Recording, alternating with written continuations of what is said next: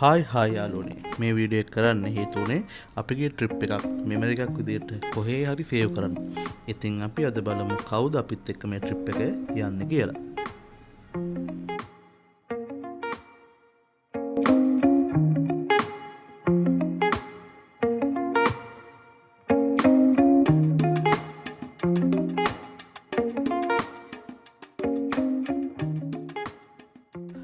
අපි මේ නැවතලා එන්නේ අලි බලන්න. හරියටම උඩවලව තනුමල්ල පාරේ. අපි ඉස්සරහට ගිහලා බලමු අපිට මොකද උනේ කියලා. බලන්න ඉන්න.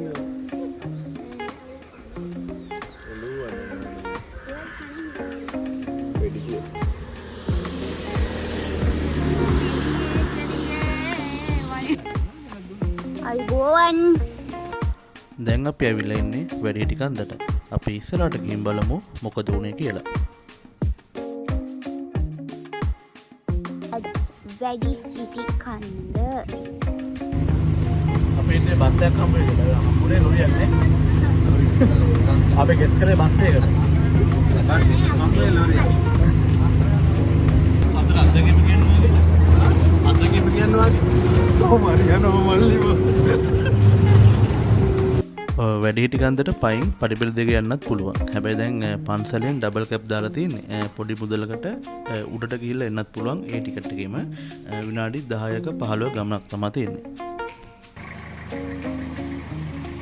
ගමන කොහමද? ගමන කොහමද? වැඩිහිටි කන්ද කියන්නේ කතරගම දෙවියන් ලංකාවට ආවෙන් පස්සේ මුලින්ම වාසස්ථානය කරගත්තු තැන. ඇත්තටම මේක වැඩ සිටි කන්ද. හරියටම වචන කියන්නේ එහෙමයි. වැඩිහිටි කන්දේ ඉඳන් කතරගම දෙවියෝ ඊතලෙ පිදලා තියෙනවා. ඒ ඊතලේ වැඩුණු තැන තමයි අද වර්තමානයේ කතරගම දේවාලය හදලා තියෙන්නේ. මේක උඩට ආවට පස්සේ වටේම මාරම ලස්සන view එකක් තියෙනවා. ඇත්තටම අපි view එක බලන්න තමයි වැඩිහිටි කන්ද උඩට ආවේ.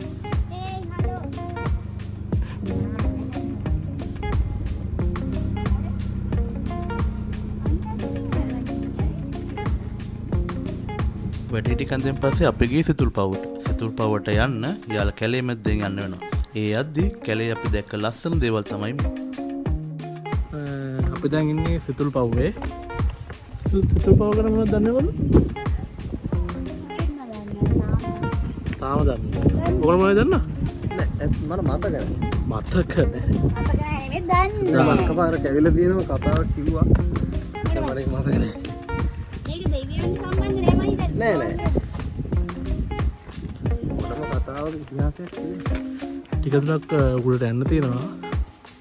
ගලක් උඩ යන්නදී ගිහිල්ලා බලමු. දෙවන සියවසේ කාවන්තිස්ස රජුණු කරපු විහාර සංකීර්ණය තමයි මේ සිතුල්පව් කියන්නේ. ඒ දවස්වල රහතන් වහන්සේලා 12000ක් වැඩි හිටිය කියලා තමයි කියන්නේ. හැබැයි දැන් නම් මේක ඝන වනාන්තරය මාරම ලස්සනයි. අපි දැන් සිතුල්පව් ඉඳලා යන්න හදන්නේ කුඩා සිතුල්පව්වට. කිව්ව විදිහට නම් විනාඩි 15ක පඩිපෙළට නගින්න තියෙනවා.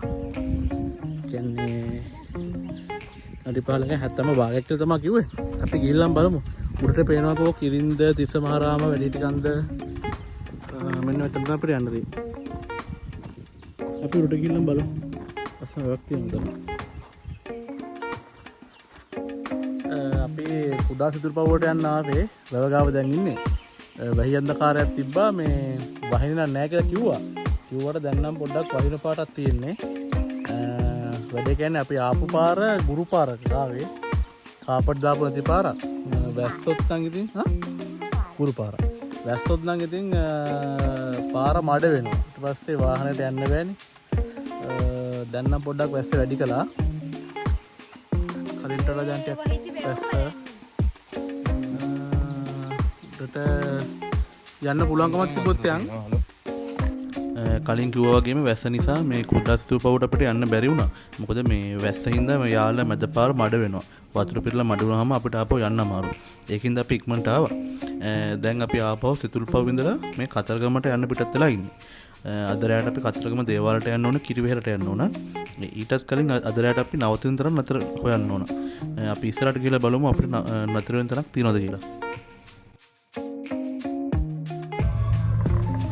Right. දැන් අපි යාලේ ඉඳන් යන ගමන. අපි යනවා දැන් කතරගමට. අද රැයට අපේ නවතන කතරගම.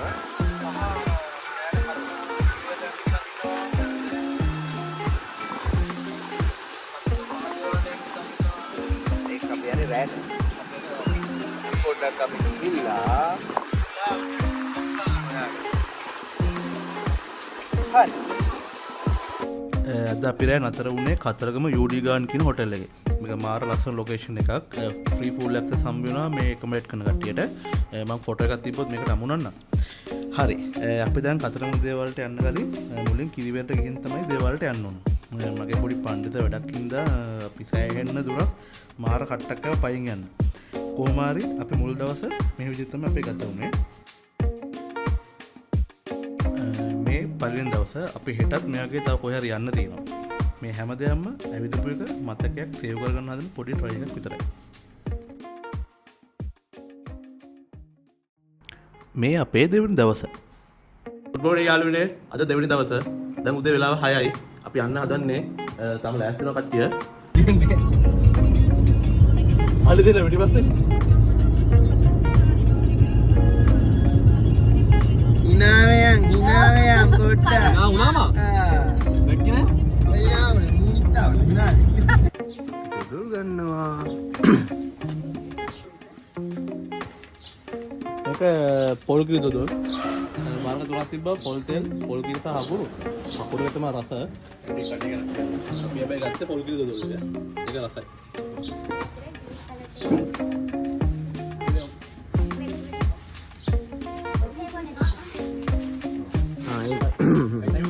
Thank you. අපිට වැඩිපුරක් ටිකක් හම්බුණා. අපි මේ යන්නේ කතරගම හරහා බුත්තරට. මේ වෙලාවට නම් මෙයාලා අනිවාර්යෙන් පාරින්ම කෑම හොයාගෙන එන්න. ගමන පටන් ගත්ත විතරයි. අලියේ. අලි දෙන්නේ පස්සේ ඉඳන් චුටුක් කටක් කරනවා තාම කඩා ගන්න බෑ. මුත්තල පාරේ මේ මොන පාරද? මේ මුත්තර පාර. මුත්තල පාර පටන් ගත්තත් හරි කිලෝමීටර් 50ක් කරනනේ. අලි උදේම බුත්තල පාර යනකොට නම් අලි වගේම මෙයාලත් නිතරම දකින්න හම්බ වෙනවා. මේ පාර කිලෝමීටර් 15ක් විතර ගියාම යාල ගල්ගේ පිවිසුමෙන් තමයි යාල වනෝද්‍යානට තුල් වෙන්නේ. ඒ පාර ගියාම තමයි විහෙරගල ඩෑම් එක හම්බ වෙන්නේ. දැන් මේ අපි යන්නේ විහෙරගල ඩෑම් එක බලන්න. විහෙරගල ජලාශය.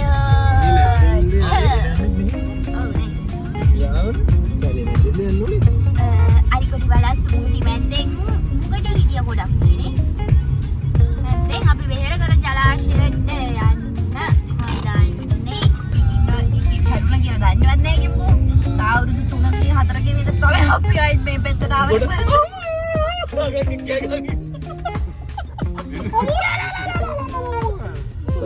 පස්සේ මගේ ඇරිලා. ඒක නෑ මොහාරේකට පැනලා.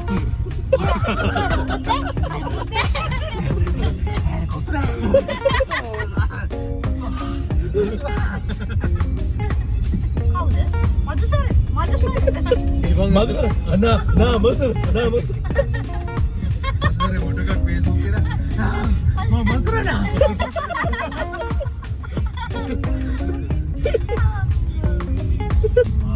දැන් බලන්න guys view එක. වනෝද්‍යානයෙන් ඇතුල් වෙලා කිලෝමීටර් 6ක් වගේ මේ පාරේ එන්න ඕන. මේ පාරේ ආවම තමයි මේ විහෙරගල ජලාශය අපිට හම්බ වෙන්නේ. Hello. Like this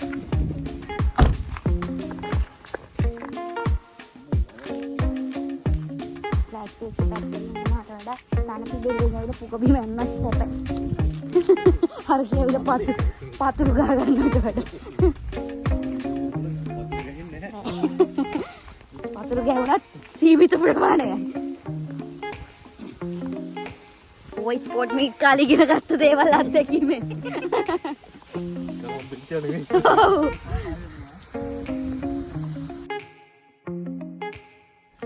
මේ තියෙන විහෙරගල ඩෑම් එක. ගිය අවුරුද්දේ නිසා මේ ජලාශය සම්පූර්ණයෙන්ම වාන් දැම්ම කියලා තමයි කිව්වේ. ඒ හින්දා මේ යූරු ඔක්කොම ගැලවිලා ගිහිල්ලා තියෙන්නේ. ලොකු වතුර පාරක් එන්න ති මෙතන. අපි මෙතනට එද්දි සෆාරි ජීප් කීපෙම ඇවිල්ලා තිබ්බා. මෙයාලා යාලේ සෆාරි යනවා නම් අනිවාර්යෙන් විහෙරගල ඩෑම් එක බලන්න මෙතන නතර කරනවා. අපි ඉන්නේ වේරගල ඩෑම් එක ගාව. දැන් පල්ලෙහාට ඇවිල්ලා දැන් අපි උඩට ගමන් ඉන්නේ. එන්න ලේසි ආපහු යන්න යමාරු. මෙන්න මෙතනින් උඩට ආවම තමයි මේ ලස්සන view එක අපිට බලා ගන්න පුළුවන් වෙන්නේ. අපි ඉන්නේ වේරගල ජලාශයේ යාල බ්ලොක් D මට මතකයි මම දන්නේ හිටම කොම යාල වනෝද්‍යානය තුනේ මාරම ලස්සන view එකක් තියෙන්නේ. අපේ ඕන් වෙහිකල් වල එන්න පුළුවන් වේරගල ජලාශකාර විතරයි. වැට් එකත් අපි 7 දෙනාටම ගියා 1300 ගාණක්. ඔයගොල්ලොත් ඇවිල්ලා බලන්න මාරම ලස්සනයි. ලස්සනයි. සිනමැටික් මූඩ් එකක් තියෙන මෙතනට ආවම. ඔව්. ඒක ඔය ෆෝන් එකෙන් බැලුවට තේරෙන්නේ නැහැ. ඇවිල්ලා බලන්න ඕනේ. ඔව්. ඒ ලස්සනත් එක්ක අපි තවත් ලස්සනයි. ඔව් අපි බුත්තලත් පහු කරලා ඊට පස්සේ අපි ආවා දෙමඩමල් විහාරයට. දැන් දෙමඩමල් විහාරේ ඉන්නේ. අපිට යන්න තියෙන මාලිගාවිල යන අතරමඟ තමයි මේක හම්බ වෙන්නේ. මෙතනට කියනවා දෙමටමල් විහාරය කියලා කියනවා. මෙතන හදලා දැනට අවුරුදු 2250ක් වෙනවා. මහානාග රජතුමා තමයි මේ පන්සල හදලා තියෙන්නේ. दुनिया बुला के तुमसे मिला हूँ निकली है दिल से रंग दे तुम्हारे गेलू වේරගල ජලාශයෙන් පස්සේ අපි ගිය දෙමටමල් විහාරය බලන්න. ඒ යන අතරමඟ තමයි මේ ලස්සන වෙලත් එක වතුර පාර තිබ්බේ.